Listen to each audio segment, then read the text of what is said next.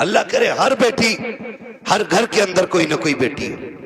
आपके घर के अंदर जो बहू है ना, वो किसी ना किसी की बेटी है। आप उसको नौकरानी ना समझिएगा।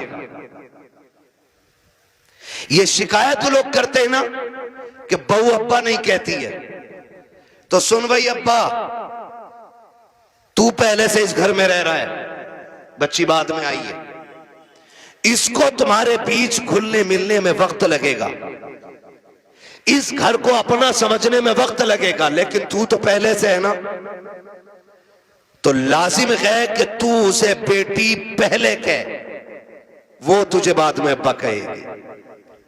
उसे यह एहसास दिलाइए कि तू गैरों में नहीं, अपनों के बीच में आई है। तू बगैर बाप की नहीं, यहां तेरा बाप है। तू बगैर मां की नहीं, यहां तेरी मां भी है। तू बगैर बहन के नहीं, यहां तेरी बहनें भी हैं, यहां तेरे भाई भी हैं। यह एहसास उसको दिलाइए। अभी शेर पढ़ा था हसन रजा बरेलवी साहब ने, उन्होंने हजरत उमर के हवाले से कहा था, बच्ची ने जो कहा था ना, अम्मी खुदा देख रहा है, खुदा देख रहा है। हजरत उमर जब उसको अपने बेटे की दुल्हन बना करके लेकर आए, घर में बैठा के कहा था, बेटी बता मैं तेरा क्या लगता हूं? तो बच्ची ने कहा था, आप मेरे चचा लगते। आपने कहा बस चचा? कहा हाँ आप मेरे चचा लगते। तो कहा बेटी बाप नहीं कहोगी? कहा मेरे बाप का इंतकाल हो चुका है। हजरत उमर की आंख में आंसू आए। फरमाया खबरदार, आज के बाद चचा ना कहना, जब भी कहना बाप कह के आवाज देना, इसलिए कि अगर एक बाप चला गया है, खुदा ने तुझे दूसरा बाप अता कर दिया है। हम पहले अपनी तरफ से पहल करें कि उसको अपनी बेटी तस्लीम करें, लेकिन ना बहू आई, सास का कैमरा लग गया। इसकी आंखें कुरान पढ़ने में काम नहीं करती हैं, इसकी आंखें तस्बीह में काम नहीं करती, इसकी आंखें बहू पे बराबर काम कर रही हैं। दूर बैठी है और उसे देख रही। तुझा शाम कोई लल्ला कि तेरी बहू बहुत लफूदड़ी है। कहा क्योंकि इसे बर्तन धोने नहीं आते। कहा तुझे कैसे पता? कि मैं देख रही थी। इसे ये काम करना नहीं आता, इसे ये भी नहीं पता किचन किधर है। वो नई नहीं आई है, सब सीख जाएगी। खुदारा रवैये बेहतर करो। आपकी बेटी से नुकसान हो जाता है, कहते हैं पगली कब सीखेगी। और जब बहू से नुकसान होता है ना, डायरेक्ट कहते हैं हराम का था, तेरे बाप ने ला के रख दिया, जो तोड़ दिया तूने। जब ये ताने बच्चियों को दिए जाते हैं ना, तो खुदा की कसम बच्चियां फिर रोया करती हैं। शाम को शोहर के बिस्तर पर बैठ के कहती हैं, मेरे सरताज अपने माँ बाप से कह दो जूतियां मारे, चप्पल मारे, हमें कोई शिकायत नहीं है, लेकिन कभी बाप का ताना ना दे, बाप की गुर्बत की गाली ना दे। जब कोई हमारे बाप की गुर्बत की गाली देता है, तब वह चोट यहाँ नहीं यहाँ लगा करती है। बेटियां रो के कहती, इन्हें क्या मालूम है, जिस दिन से मैं पैदा हुई मेरे बाप ने घी खाना छोड़ दिया था। इनको क्या पता है जब मैं पैदा हुई थी मेरे बाप ने शौक पूरे करना छोड़ दिए थे। मेरी माँ कहती थी घी क्यों नहीं खाते हो, कमजोर हो जाओगे। तब मेरा बाप कहता था कि इतना कर लूं ताकि बेटी को इज्जत से रुखसत कर दो। ए मेरी बीवी, मेरा बाप कहता था मेरी बीवी तू घी की बात करती है, जिस दिन बेटी को इज्जत से रुखसत कर दूंगा उस दिन दुनिया का सबसे बड़ा पहलवान कहलाने लग जाऊंगा। अगर लड़की को देखने वाले आकर के एक बार जाकर के ये कहते लड़की पसंद नहीं आई है, तब लोग उस लड़की में कीड़े पैदा करना शुरू कर देते हैं। कोई कहता है कि चलन अच्छा नहीं होगा, कोई कहता है कि बच्ची का घरवार अच्छा नहीं होगा, कोई कहता है कैरेक्टर अच्छा नहीं होगा, कोई कहता नहीं नहीं नाक नक्शे की कमी रह गई होगी, कोई कहता देने के लायक नहीं है। इतनी बातें लड़की में पैदा की जाती है। और तुम्हें खुदा का वास्ता है, मिलाद वाले मुस्तफा का वास्ता हाथ जोड़ के कहता हूं, जब बेटियों की रिश्ते की बारी आया करे तो शद्दाद हमान न बना करो, नमरूद फिरौन न बना करो, दुनिया में हाकिम न बना करो।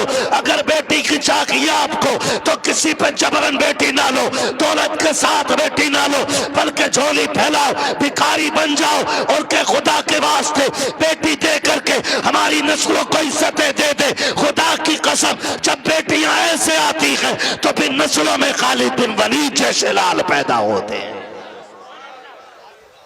लेकिन ऐसा मांगे कौन? बारात भी तो लेके जाएगा। कितनी बारात चल रही है भाई? हाँ, जब निकाह इमाम पढ़ा देना तो कहते इमाम साहब कितने पैसे हो गए, और इमाम साहब ने कह दिए 5,000। गरीब इलाका होगा यार, छोटा। अगर इमाम ने कह दिया ना 7,786, तो कह रहा कौन सी शरीयत में, फिर कह रहा कौन सी शरीयत में। अब तुझे शरीयत याद आई, तेरा बाप जो हराम के खाने खिलाने के ये 300-400 लोग लेके आया, ये तेरे बाप की लाल किताब में लिखे। बेटियां मुर्तद हो रही हैं, जहर खा रही हैं तुम्हारे इन पापों की बुनियाद पर। बारात का इस्लाम में कोई तसव्वुर ही नहीं है, बिल्कुल तसव्वुर नहीं है। हक ही नहीं है कि बेटी वाला खाना खिलाए बारात को। लेकिन पहले सैंपल भेज रहा मुंहों के, कह रहा बोटी बिना हड्डी की होनी चाहिए, रसगुल्ले ज्यादा बड़े ना हो। क्यों बगले लेके आएगा? इसने कौम का बेड़ा करक करके रख दिया है। एक बाप की बेटी जवान हो जाती है, बाप बेटी को देख के सूखना शुरू कर देता है। इसलिए नहीं कि बेटी जवान हो गई है, इसलिए सूखना शुरू हो जाता है कि बेटी जवान हो गई है। अगर कोई दरवाजे पे शरीफ आ भी गया तो बारात में हराम की खाने वाले लोग आएंगे। पहली बात तो जो भी बेटी लेने के लिए आएगा 4-5-10 लाख से शुरू होता है, उस कुत्ते का पेट भी भरना है। फिर जो बारात हराम का खाने के लिए आएगी उनके लिए भी इंतजाम करना है। हद तो तब हो जाती है जब 400 बाराती खाने के लिए बैठे हो और लड़के का बाप बगल में परस दबा करके बारात के टेबलों पे चक्कर लगा के पूछता है नमक ठीक है कि नहीं, मिर्च ठीक है कि नहीं, कोई कमी तो नहीं रह गई है। पूछना तो ये लड़की वालों को चाहिए था, ये क्यों पूछ रहा है दयूस की औलाद। इसको हक किसने दिया है कि ये खाने की कमी पता करे? और कितने बेगैरत होते हैं, उसके बावजूद भी उठ के कहते हैं नहीं जी बात तो ठीक है, खाना भी सही है, लेकिन नमक ज्यादा कर दिया गया है, मिर्च तेज कर दी गई है, और बेगैरत नाक तक खा चुका है, तो खाने में ऐब निकाल क्यों रखा है? पहली बात तो ये है लड़के वालों को हक नहीं है कि वो बारात के खाने के बारे में पूछे और फिर ये कहे खाना कैसा है। सुन बेगैरत सुन, जब तुझे लगे कि तेरी बारात हराम के लुक़मे तोड़ लगी है तो कोने में झांक के देखना, उसी पिंडाल के किसी कोने में लड़की का बाप सहमा हुआ होगा, गर्दन झुकी होगी, बगल में हाथ होंगे, आंखों में नमी होगी, कभी बारात देखता होगा, कभी आसमान को देखता होगा, कहेगा मालिक आज लाज बचा लेना। अगर एक बाराती फाके से चला गया मेरी बेटी को पूरी जिंदगी ताना दिया जाएगा। गरीब बाप खड़े होकर के अपने रब को आवाज़ें दे दे के कहता है मेरे परवरदिगार खाने में बरकत देना, अल्लाह खाना कम न पड़ जाए। और जब खाने से निकलता बंदा अगर वो पूछता कि बताओ खाना कैसा था, और एक बेटी के बाप से बड़ी बेगैरती से कह दिया जाता है कि खाना ठीक था लेकिन नमक की कमी थी, मिर्च ज्यादा थी, बाप का कलेजा टूट जाता है। मैं पूछना चाहता हूँ अगर नमक ज्यादा भी था, मिर्च तेज हो गई थी, अगर तुम इतना कह देते अल्लाह का शुक्र बहुत अच्छा खाना है, तो तेरा क्या चला जाता? कम से कम गरीब का मान रह जाता, उसका दिल रह जाता। तूने खाने का इनकार किया, उसका दिल भी तोड़ा, रब को भी नाराज किया। खुदा के वास्ते किसी का दिल ना तोड़ा करो, अगर हो सके तो दिल तोड़ दिया करो। अगर ऐसा करोगे काबे वाला भी राजी हो जाएगा, मदीने वाला भी राजी हो जाएगा।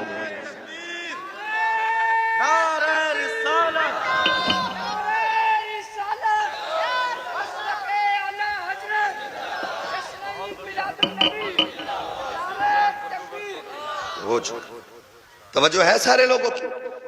जरा कह दे या रसूल अल्लाह, खाली जलसे करने से कुछ नहीं होने वाला। तुम्हारी बेटियां मुर्तद हो जाएं, भाग जाएं गैर के साथ, और तू तस्वीर लेके बैठा रहे। इस्लाम इसकी इजाजत नहीं देता है, इस्लाम इसकी इजाजत नहीं देता है। हर वो रास्ता बंद करो जो हमारी बेटियों को मुर्तद होने पे मजबूर कर रहा है। फला की गई है, हमारी थोड़ी गई ना, एक की गई तो सबकी चली गई। हो कहां पे? तुम्हें पता है? सोशल मीडिया चेक करो, लड़कियों से कलमा पढ़वाते हो, मुसलमान थी, प्रूफ क्या है? सूरह इखलास पढ़ ली है बच्ची, तो बताना मकसद ये नहीं होता है कि अब्दुल रशीद की बेटी है देखो कलमा पढ़ रही है, वो ये बताना चाहते हैं मोहम्मद अरबी की दीन का कलमा पढ़ने वाली हमारे धर्म में आई है। हिसाब देना पड़ेगा कयामत में इसका कि तेरे दरवाजे पे दौलत रख के घुन गई और गरीब की बेटी मजहब छोड़ के चली गई, तूने दीन के लिए क्या किया था? ऐसे लोगों की दौलत को अल्लाह सांप बना के गले में डालेगा और तब कोई पीर बचाने नहीं आएगा। लिखो मेरी बात, तेरे किए का तुझी को भरना है। रस्में बना लिए, अब्बा दफन हो रहा, बेटा कब्र पे खड़े हो कह रहा मेरे अब्बा की गलती हो तो माफ कर देना। क्यों? तू कौन होता माफी मांगने वाला? गलती बाप ने की थी, माफी बाप को मांगनी चाहिए। अल्लाह कहता मुंह बंद कर, किताब बंद हो गई उसकी गलतियों का हिसाब उसे देना, आप तुझे नहीं।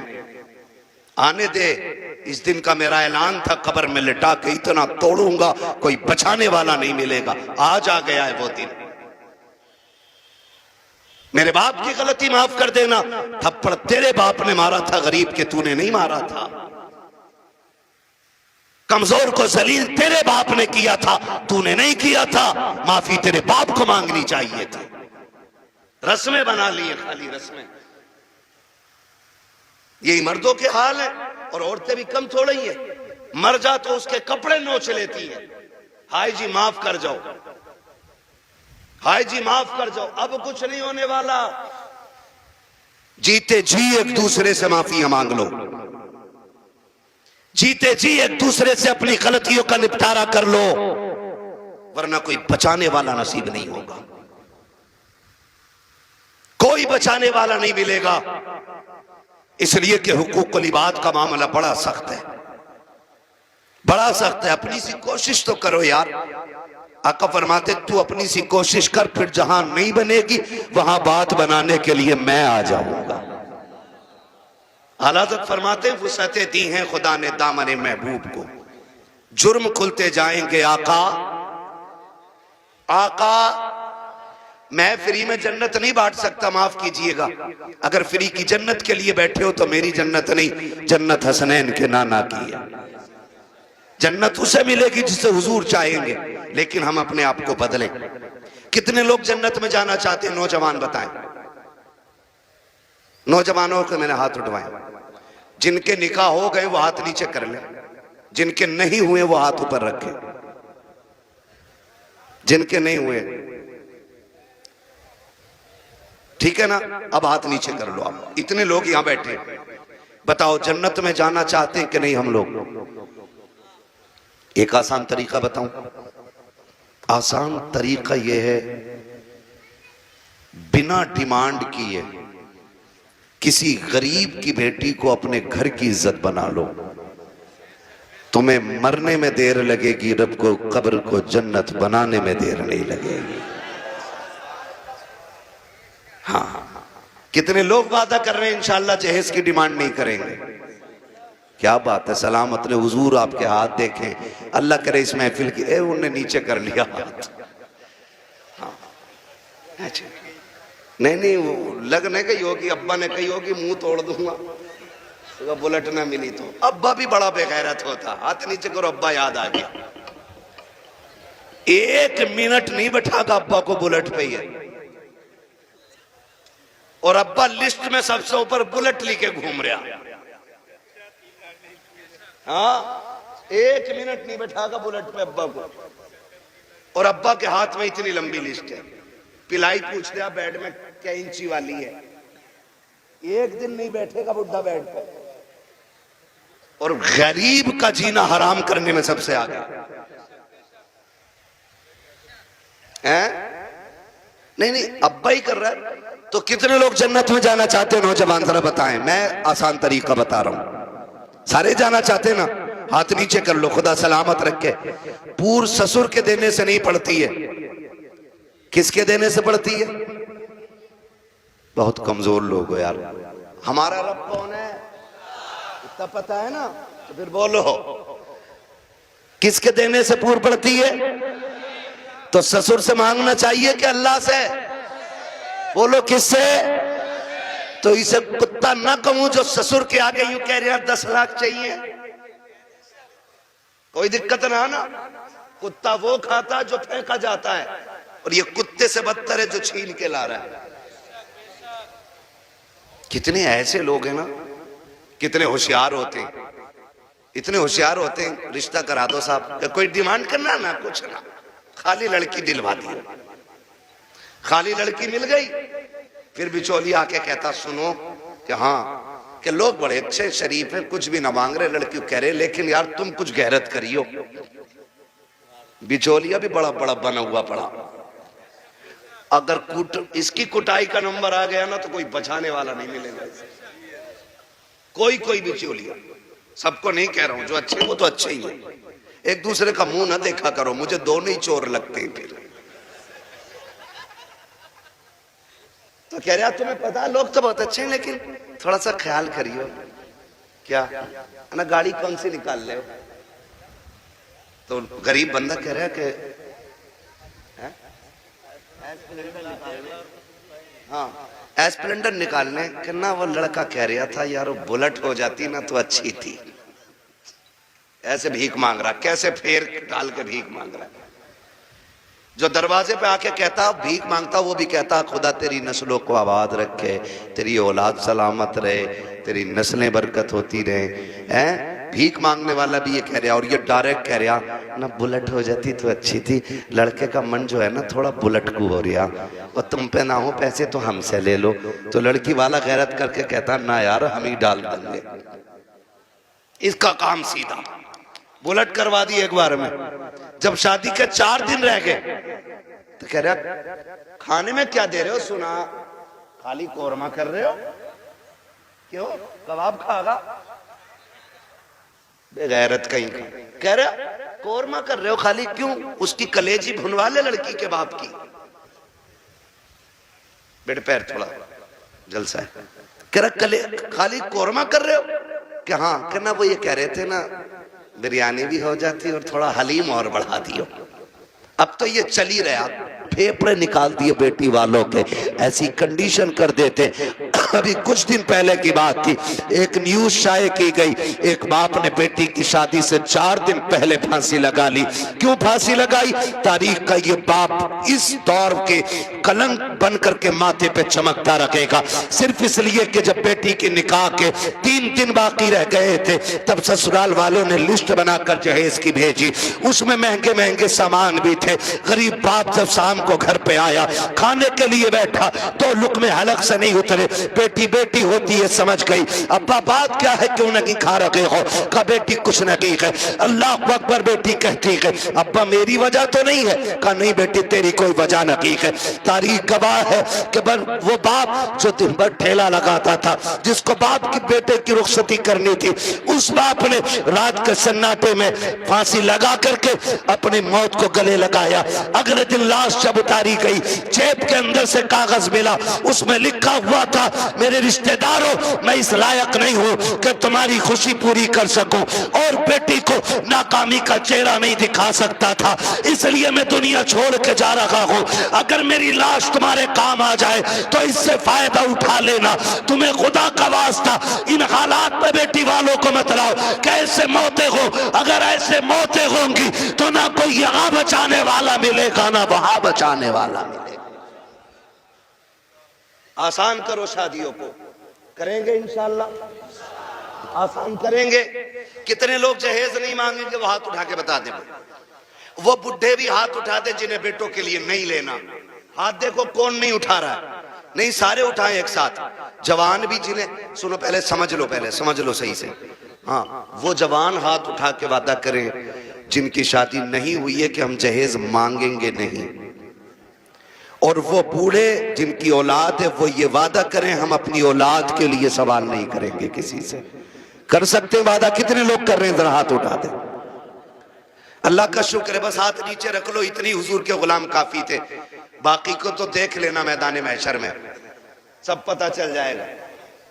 बस इतने लोगों ने हाथ उठाया, अल्लाह करे इतने लोग ये डिमांड बंद कर देंगे ना, तो अगर ये 200 लोगों के हाथ उठे ना तो इंशाअल्लाह 200 बेटियों का जीना आसान हो जाएगा। और मेरा नबी आया ही बेटियों की जिंदगी आसान करने के लिए है। इसलिए 12वीं की इस महफिल में मैं बेटियों की इज्जत के हवाले से कहना चाहता हूं, खुदारा इतना आसान कर दो निकाह कि बेटियां सुबह फजर में उठ के कहा करें, शुक्र मालिक तूने हुजूर की उम्मत में पैदा कर दिया है। हाँ जी, अल्लाह सलामत रखे, क्योंकि हुजूर आए, बेटियों को जीने का सलीका मिला है। और बेटियों से भी एक बात कह जाऊं आखिर में, कह दूं बेटियों से भी एक बात, आखिरी बात है, बेटियों से भी कह दे रहा हूं, बेटियों से गुजारिश है, कभी भी अपने बाप के सामने खड़ी ना होना।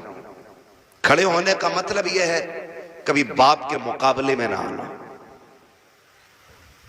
कभी ऐसा नहीं होना चाहिए कि बाप के जायज फैसले पे तुम इनकार करो।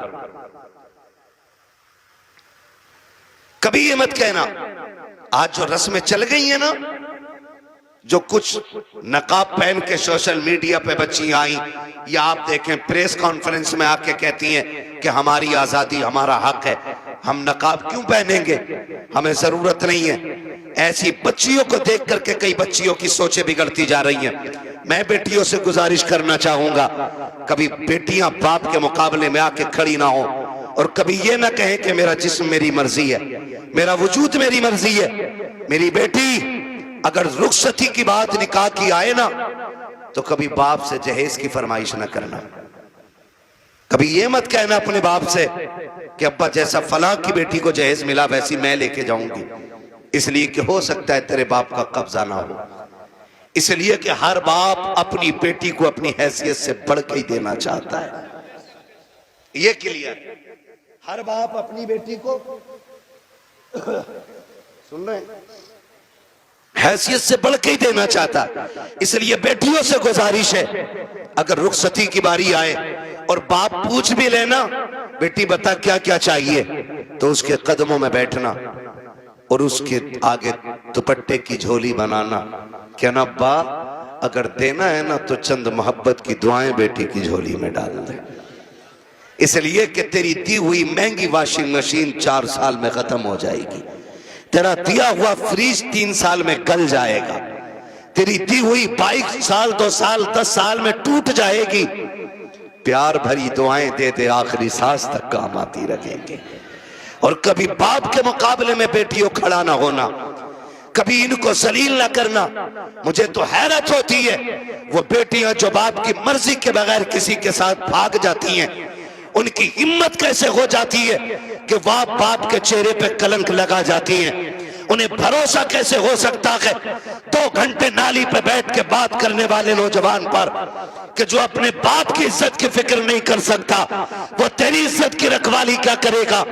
और मैं नौजवानों से कहूंगा, ऐसी बेटियों से कभी निकाह न करना जो शादी से पहले तुमसे फोन पे बात करती हो, इसलिए कि जो अपने बाप की इज्जत की रखवाली नहीं कर सकती, वो अपने शोहर की इज्जत की रखवाली कभी नहीं कर सकती है।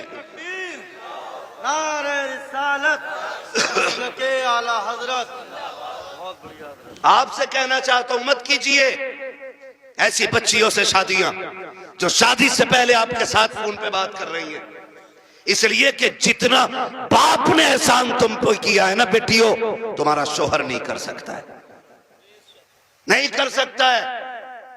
और ये तेरा मजनू लुल, ये 3 घंटे मच्छरों से कटवाने वाला नाली पे बैठ के और कह रहा तुझे चांद तारे दिखाऊंगा, जो खुद मच्छरों से नहीं बच रहा ये चांद तारे दिखागा।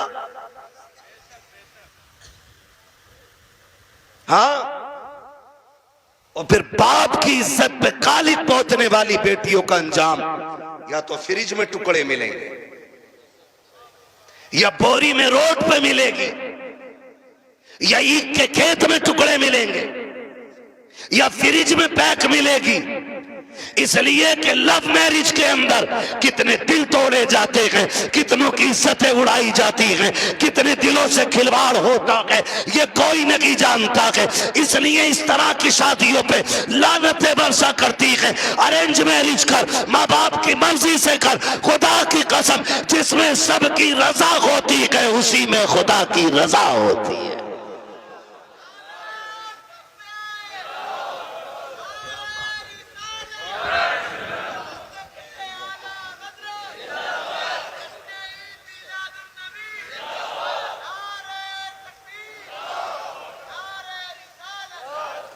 आखिरी गुजारिश बेटियों से है, बाप के चेहरे पे कालिक ना पोतना।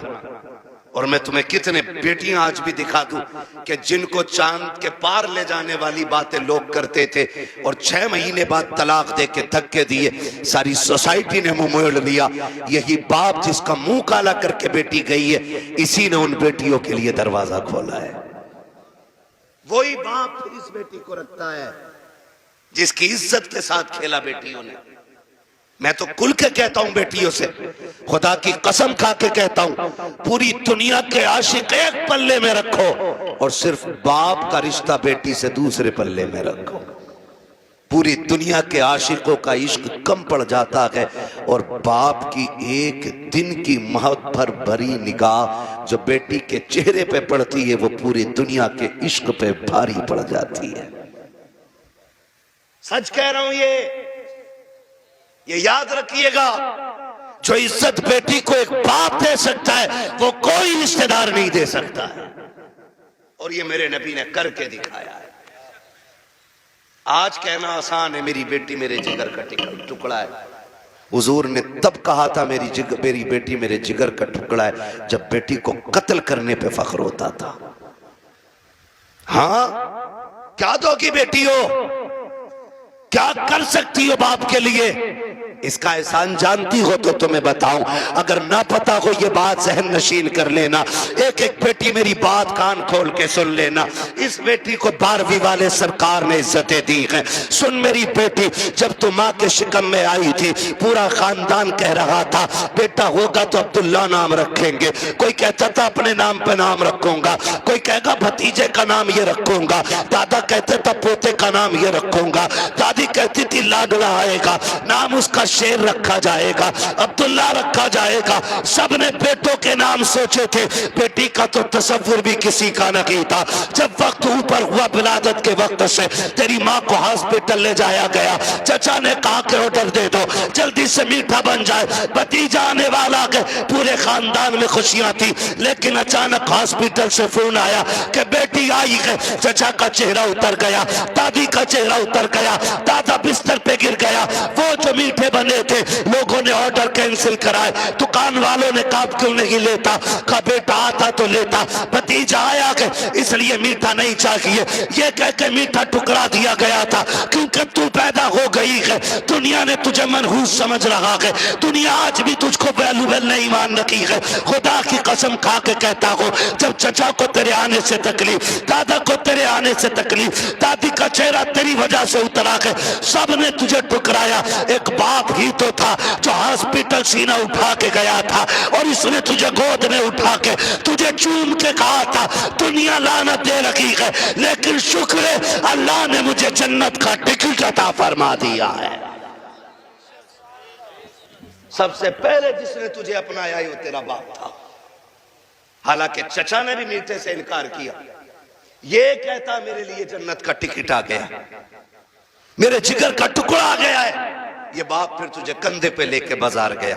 लोग कहते थे दुनिया बेटे को उठा के घूमती है, कितना मनहूस है, 4 बेटी ही बेटियां, एक चराग जलाने वाला नहीं।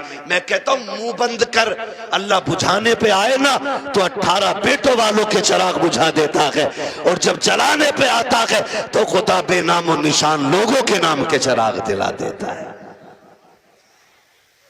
कह रहा एक भी नहीं चराग जलाने वालों, खाली बेटियां ही बेटियां हैं। तो पता बाप क्या कहता था?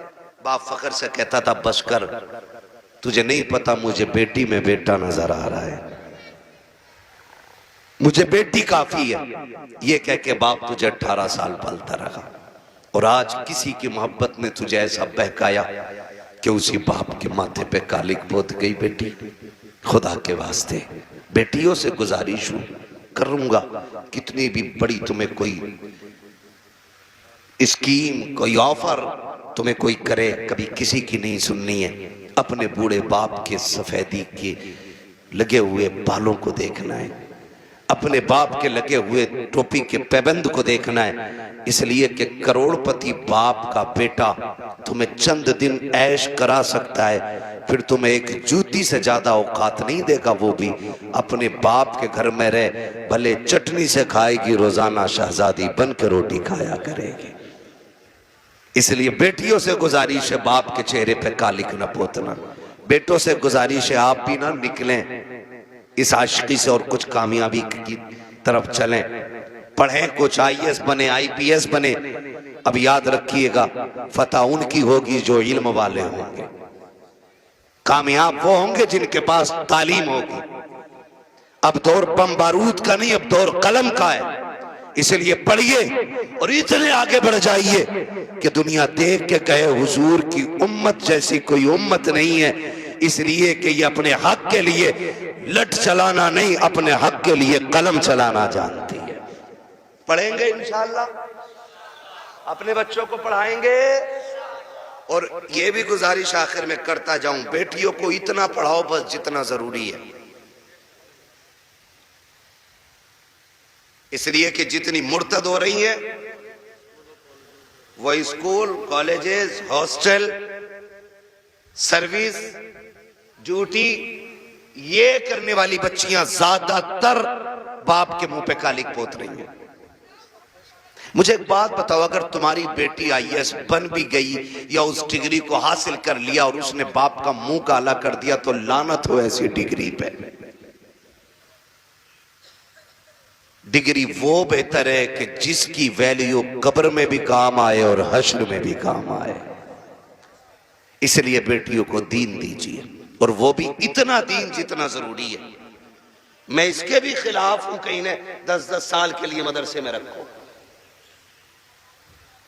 इतना जितना जरूरी है बस बच्चियों को दीन दें, बच्चियों को दीन दें और बाहर निकलने से अब रोकें बेटियों को। पर्दे क्या, इनको हुक्म दें। बेटियां बोझ नहीं होती, रवैये बोझ पैदा कर देते।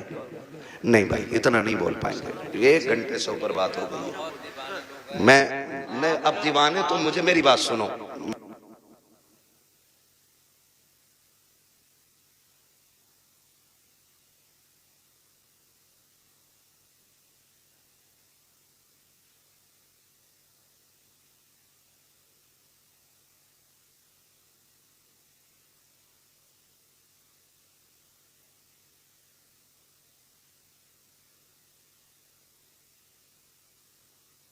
बात लंबी हो जाएगी, ठीक है ना।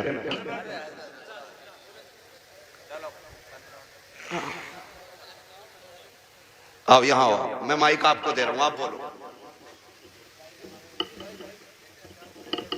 हाँ हाँ अच्छा,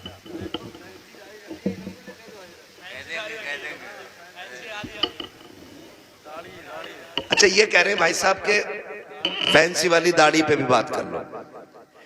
मेरे भाई इतनी कमियां हैं कि एक दिन में सारी बातों पे बात तो नहीं हो पाएगी, ठीक है ना भाई। मेरी गुजारिश है दाढ़ियां पूरी रखो और पैंटें ना पहना करो, कुर्ता पजामा पहना करो, हुजूर का दिया हुआ लिबास पहना करो। दाढ़ियां पूरी रखो और कटना निकालो, ठीक है ना। इस चीज से बचिएगा, हुजूर की सुन्नत है और ये वो सुन्नत है जो वाजिब के हुक्म में, ठीक है ना भाई। सुन रहे मेरी बात? हाँ, अल्लाह आपको सलामत रखे। कोशिश ये करें कि अपना जाहिर, अपना बातिन मुकम्मल बिल्कुल हुजूर की दीन की रोशनी में होना चाहिए। मेरे भाई ने एक दर्द था सीने में, मुझसे कह दिया, मिंबर की तरफ से भी फरमाइश हो रही है, अभी इस टॉपिक पे और बोलें या इस मौजू पे और बोलें। एक दिन में उतना ही सबक बेहतर है जितना याद हो जाए। करेंगे इंशाअल्लाह इन बातों पे अमल। गुस्से में तो नहीं देख रहे हैं, देखोगे भी तो क्या बिगड़ता है। कोशिश ये कीजिएगा कि रवैये बेहतर करें, बेटियों को भी दीन दें, बेटों को भी दीन दें, और ऐसी तरबियत बच्चों को दें कि उन्हें माँ बाप की इज्जत की फिक्र होनी चाहिए। इतनी सारी बातें मैंने आपसे कही, मैं चाहता तो सिर्फ वाकयात में वक्त गुजार के अपनी बात खत्म कर लेता, लेकिन मैं चाहता था कुछ जरूरी बातें जो ज्यादा जरूरी हैं आपसे कह जाऊं। इतनी बात हो गई। और खुदारा आपसे भी गुजारिश है नौजवानों, अल्लाह करे हर बेटी, हर घर के अंदर कोई ना कोई बेटी है। आपके घर के अंदर जो बहू है ना, वो किसी ना किसी की बेटी है। आप उसको नौकरानी ना समझिएगा। ये शिकायत लोग करते हैं ना कि बहू अब्बा नहीं कहती है, तो सुन भाई अब्बा, तू पहले से इस घर में रह रहा है, बच्ची बाद में आई है, इसको तुम्हारे बीच घुलने मिलने में वक्त लगेगा, इस घर को अपना समझने में वक्त लगेगा, लेकिन तू तो पहले से है ना, तो लाजिम है कि तू उसे बेटी पहले कह, वो तुझे बाद में अब्बा कहेगी। उसे यह एहसास दिलाइए कि तू गैरों में नहीं अपनों के बीच में आई है, तू बगैर बाप की नहीं, यहां तेरा बाप है, तू बगैर मां की नहीं, यहां तेरी मां भी है, तू बगैर बहन के नहीं, यहां तेरी बहनें भी हैं, यहां तेरे भाई भी हैं। यह एहसास उसको दिलाइए। अभी शेर पढ़ा था हसन रजा बरेलवी साहब ने, उन्होंने हजरत उमर के हवाले से कहा था, बच्ची ने जो कहा था ना, अम्मी खुदा देख रहा है, खुदा देख रहा है। हजरत उमर जब उसको अपने बेटे की दुल्हन बना करके लेकर आए, घर में बैठा के कहा था, बेटी बता मैं तेरा क्या लगता हूं? तो बच्ची ने कहा था, आप मेरे चचा लगते। आपने कहा बस चचा? कहा हाँ आप मेरे चचा लगते। तो कहा बेटी बाप नहीं कहोगी? कहा मेरे बाप का इंतकाल हो चुका है। हजरत उमर की आंख में आंसू आए, फरमाया खबरदार आज के बाद चचा ना कहना, जब भी कहना बाप कह के आवाज देना, इसलिए कि अगर एक बाप चला गया है, खुदा ने तुझे दूसरा बाप अता कर दिया है। हम पहले अपनी तरफ से पहल करें कि उसको अपनी बेटी तस्लीम करें, लेकिन ना बहू आई, सास का कैमरा लग गया, इसकी आंखें कुरान पढ़ने में काम नहीं करती हैं, इसकी आंखें तस्वीर में काम नहीं करती, इसकी आंखें बहू पे बराबर काम कर रही हैं, दूर बैठी है और से देख रही। तुझा शाम को लल्ला कि तेरी बहू बहुत लफूदड़ी है। कहा क्योंकि इसे बर्तन धोने नहीं आते। कहा तुझे कैसे पता? कि मैं देख रही थी, इसे ये काम करना नहीं आता, इसे ये भी नहीं पता किचन किधर है। वो नई आई है, सब सीख जाएगी। खुदारा रवैये बेहतर करो। आपकी बेटी से नुकसान हो जाता है, कहते हैं पगली कब सीखेगी, और जब बहू से नुकसान होता है ना, डायरेक्ट कहते हैं हराम का था, तेरे बाप ने ला के रख दिया, जो तोड़ दिया तूने। जब ये ताने बच्चियों को दिए जाते हैं ना, तो खुदा की कसम बच्चियां फिर रोया करती हैं। शाम को शोहर के बिस्तर पर बैठ के कहती हैं, मेरे सरताज अपने माँ बाप से कह दो जूतियां मारे, चप्पल मारे, हमें कोई शिकायत नहीं है, लेकिन कभी बाप का ताना ना दे, बाप की गुर्बत की गाली ना दे। जब कोई हमारे बाप की गुर्बत की गाली देता है, तब वो चोट यहाँ नहीं यहाँ लगा करती है। बेटियां रो के कहती, इन्हें क्या मालूम है, जिस दिन से मैं पैदा हुई मेरे बाप ने घी खाना छोड़ दिया था। इनको क्या पता है जब मैं पैदा हुई थी मेरे बाप ने शौक पूरे करना छोड़ दिए थे। मेरी माँ कहती थी घी क्यों नहीं खाते हो, कमजोर हो जाओगे। तब मेरा बाप कहता था कि इतना कर लूं ताकि बेटी को इज्जत से रुखसत कर दो। ए मेरी बीवी, मेरा बाप कहता था मेरी बीवी तू घी की बात करती है, जिस दिन बेटी को इज्जत से रुखसत कर दूंगा उस दिन दुनिया का सबसे बड़ा पहलवान कहलाने लग जाऊंगा। खुदारा आपसे गुजारिश है, अपनी बेटियों को जो प्यार देते हो वही प्यार बहू को दो। सासों से भी गुजारिश है, अगर आपकी बेटी खता कर दे आप नजरअंदाज कर देते हो, बहू से नुकसान हो जाए तो उसे नजरअंदाज क्यों नहीं कर सकते? तुम दूसरी की बेटी को सताते हो और फिर अपनी बेटियों के लिए तावीज कराते हो, तो लिख लो इस बात को, अगर तुम चाहते हो कि तुम्हारी बेटियां सुख में रहें, आराम से रहें, उसूल बनाओ, अगर तुम दूसरे की बेटियों को सुख दोगे अल्लाह तुम्हारी बेटियों को इज्जत अता फरमा देगा। हाँ, ये उसूल याद रखिएगा। और अगर तुम दूसरे की बेटी को जूती में रखोगे तो जन्नत से तेरी भी नहीं उतरी है। अगर तू एक बेटी किसी के जूते मारेगा बेटी के, तो एक जूता तेरी बेटी को खाना पड़ेगा। ये दुनिया है, जैसी करनी जोर से, जैसी करनी वैसी भरनी है। ठीक है ना? करेंगे इंशाअल्लाह ऐसे ही, मुआशरे को बेहतर कर लीजिए। इतना खूबसूरत कर लो कि हमारी बेटियां मुर्तद ना हो, गुर्बत की वजह से जान न दें, बेटियां बाप के सर पे बोझ महसूस न करें। बेटियां बोझ नहीं होती हैं, बेटियां बोझ होती तो खुदा महबूब के आंगन में कभी 4 फूल न खिलाता, खुदा महबूब को 4 बेटियां नहीं देता, हुजूर के आंगन में 4 बेटियां हैं। इसलिए कि बेटी रहमत नहीं होती, बेटी खुदा की रहमत होती है।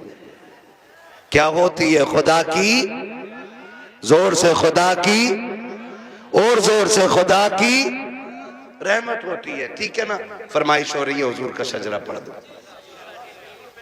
है ना। ऑपरेटर साहब इसे थोड़ा इको दे सकते तो दे दें, तकरीर तो हो गई। मुझे हुजूर का शजरा पढ़ना है, उसमें ना सांस लंबी लंबी लेनी पड़ती है। जब मेरा हाथ का इशारा हो तो बोल देना, इतनी जोर से सुभान अल्लाह कहो कि पुलिस न ले जाए पकड़ के तुम्हें। अल्लाह के बंदो, जितनी तुमने तारीफ की थी अपने गांव की ना, उतने अच्छे लोग निकले माशाअल्लाह। डरते हो कि पुलिस से? नहीं डरते ना, तो इतनी जोर से सुभान अल्लाह कहो कि बात मदीने तक चली जाए। अब जरा बच्चे बोले सुभान अल्लाह। ये पार्टी शुरू से ही मजबूत है। अल्लाह इन बच्चों के माँ बाप को सलामत रखे, इनके घर बार में अल्लाह बरकत दे। इतने अच्छे बच्चे, ठीक है ना। आप भी साथ दे सकते हैं। जब मेरा हाथ का इशारा होना तो समझ जाना। क्या समझेंगे? क्यों? इसलिए कि मौलवी की सांस अटक रही है, समझ जाना। तुम सुभान अल्लाह कहोगे, उसी बीच में मैं सांस ले लूंगा, तुम्हें नेकियां मिल जाएंगी और मुझे सांस मिल जाएगी। डंडी ना मारना, नमाज जनाजा नहीं है, तकबीर पूरी करके रुकूंगा। साथ दोगे तो शजरा पूरा करूंगा, वरना वो भी छोड़ के हट जाऊंगा। साथ देंगे ना इंशाअल्लाह? बोलो जरा सुभान अल्लाह। हाँ मेरे भाई, बहुत देर से मैं देख रहा हूँ बेचारे इधर उधर बैठे हुए हैं, और जो खड़े हैं उनका तो कहने ही क्या। खुदा सलामत रखे सबको। बोल सकते हैं सुभान अल्लाह? ए बेटे, लल्ला बाबू किसका? गलवा का। फोन बंद कर ले बेटे, अब रात दिन फोनों में ही देखा, आप सामने से देख लो, है ना। बोले जरा सुभान अल्लाह। साथ ना छोड़िएगा, देखिएगा मैं हाथ का इशारा करूं तो बोल ही दीजिए, मेहरबानी होगी। मेंबर वालों आप खाली दुआ दे दो। वहां साजिद साहब ये तंजीम चलाता है ना, इनका ग्रुप चल रहा है खिदमत खल्क 50 रुपए में, 1 साल से चला रहे हैं। और इन्होंने बताया कि ये गरीब बच्चियों की शादी में भी मदद करते हैं, और ये भी बताया कि इन्होंने ये बीमारों को जो कमजोर होते हैं उन्हें दवाएं दिलाते हैं। हाँ, ये ऐसा काम करते हैं तो फिर जिम्मेदारी बनती है सारे लोग शाना बशाना ऐसे लोगों के खड़े हों कि जो मुश्किल में दूसरों के काम आया करते हैं। माशाअल्लाह, अल्लाह उन जवानों को बरकतें अता करे जो 70-80 लोग इस जमात से जुड़े हुए हैं। अल्लाह उनकी नस्लों में बरकतें अता फरमाए। और याद रखिएगा, खुदा की राह में देने से कभी कम नहीं होता, बढ़ जाया करता है। ठीक है ना, तो जुड़िएगा। आप ये काम भी कीजिए और मेरे साथ जरा दुआ मुझे भी आप दे दीजिए, ठीक है ना। मेंबर वाले दुआ दें और नीचे वाले आमीन कह दें, फिर सारे बोलते हैं सुभान अल्लाह, और जोर से सुभान अल्लाह। नहीं, इन बच्चों के बगैर काम नहीं चलने वाला। बच्चों तुम बोलो जरा सुभान अल्लाह। हाँ जी, यही काम चला रहे। ये अलग बात है, बेचारों को ना समेट के ना फिलिस्तीन की तरह कोने में कर दिया, जबकि जलसा शुरू कराने ये आते हैं, आखिर तक ये रहते हैं। प्रधान निकल, चलो चलो हट, या मैं बैठूंगा। औकात क्या है तेरी, तू बच्चों को हटा रहा है। जितना रिश्ता तेरा है ना हुजूर से, उतना ही रिश्ता इन बच्चों का है हुजूर से। और कभी बच्चों को हटाया ना करो, इसलिए कि जलसा शुरू भी यही कराते हैं और अक्सर आखिर भी यही कराया करते हैं, है ना। बोले जरा सुभान अल्लाह और जोर से। ऑपरेटर साहब आवाज दे सकते हो तो दे दो, वरना मेरी तो खत्म हो चुकी है आवाज। कमेटी वाले सारे यहाँ? कितने कमेटी वाले? 1 2 3 4 5 6 7, अल्लाह सलामत रखे। 7 और बाकी मेरे इधर बाएं दाएं बाएं खड़े, ठीक। अब सारे शामिल हो जाएं, बोलो भाई सुभान अल्लाह और जोर से। आदम के बेटे शीश, शीश के बेटे अनस, अनस के बेटे कैनान। क्या कहूं आपसे, बहुत अच्छे लोग मिल गए आज। बोलो यार, जितना बोल सकता जो बोल ले सुभान अल्लाह। आदम के बेटे